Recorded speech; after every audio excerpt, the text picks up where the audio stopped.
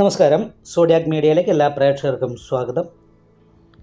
മീനശനി ഇടവവ്യാഴം 1200 കൊല്ലവർഷം മീനമാസം 30 ഞായറാഴ്ച ഉദയാദി 50 നാഴിക 20 വിനാഴികയ്ക്ക് ചോതി നക്ഷത്രവും കൃഷ്ണപക്ഷ പ്രതിപദ തിഥിയും പന്നിക്കരണവും വജ്രനാമ ചന്ദ്രാർക്ക യോഗവും കൂടിയ ദിവസം തുലാക്കൂറിൽ മകരലഗ്നത്തിൽ പൃഥ്വിഭൂതത്തിലാണ് ഈ വർഷത്തെ മേഷ വിഷു സംക്രമം വരുന്നത്. അനിഴ നക്ഷത്രക്കാർക്ക് വിഷുഫലപ്രകാരം ഈ വർഷം നല്ല രീതിയിലുള്ള സാമ്പത്തികമായിരിക്കുന്ന നേട്ടങ്ങളും മാനസികമായിരിക്കുന്ന സന്തോഷവും സാമ്പത്തികമായിരിക്കുന്ന വർധനവും അനുഭവിക്കാനാണ് യോഗമുള്ളത്. എന്ന് വെച്ചിട്ടുണ്ടെങ്കിൽ ഈ വർഷത്തിൽ വരുമാനത്തിൽ വൻ വർധനവിന് യോഗമുള്ള ഒരു വർഷമായിട്ടാണ് കാണുന്നത്. ഒരു 14 രൂപ കൈവശം വന്നാൽ 8 രൂപ മാത്രമേ ചിലവാകുള്ളൂ. അപ്പോൾ ബാക്കിയുള്ള പൈസ മിച്ചം എന്ന് പറയുന്ന ഒരവസ്ഥയാണ്. അത് മാത്രമല്ല, ശൂലഷട്കങ്ങളിൽ ആദ്യ ശൽക്കമാണ്.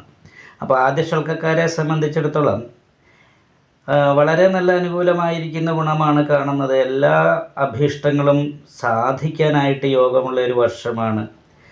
സർവ കാര്യങ്ങളും വിജയിക്കും. അതുപോലെ തന്നെ ദൈവാധീനം നല്ല രീതിയിലുണ്ട്. ദൈവാധീനം ഉള്ളത് കാരണം കൊണ്ട് തന്നെ എന്താഗ്രഹിച്ചാലും നടക്കുന്ന ഒരു വർഷമാണ്. സ്വന്തമായിട്ട് നേട്ടങ്ങൾ ഉണ്ടാക്കിയെടുക്കാനായിട്ട് സ്വന്തമായിട്ട് അടിസ്ഥാനപരമായിട്ടുള്ള വീട്, വാഹനം, ഇങ്ങനെയുള്ള എല്ലാ വസ്തുവകകളും വേണമെന്ന് വെച്ചാൽ സമ്പാദിക്കാനായിട്ട് സാധിക്കുന്നൊരു വർഷമാണ് അനിഴ നക്ഷത്രക്കാരെ സംബന്ധിച്ചിടത്തോളം ഈ വർഷം.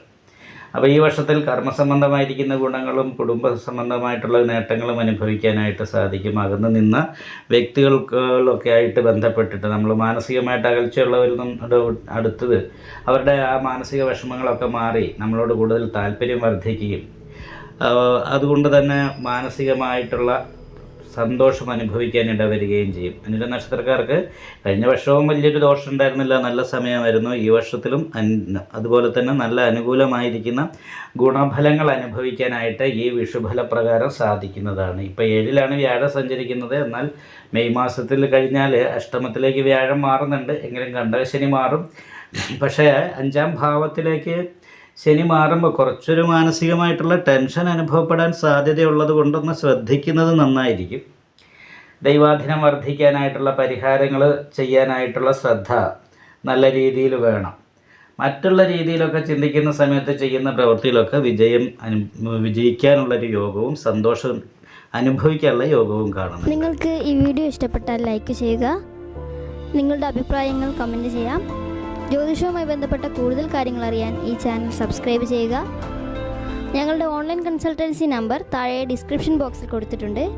ആവശ്യമുള്ളവർക്ക് കോൺടാക്റ്റ് ചെയ്യാവുന്നതാണ്.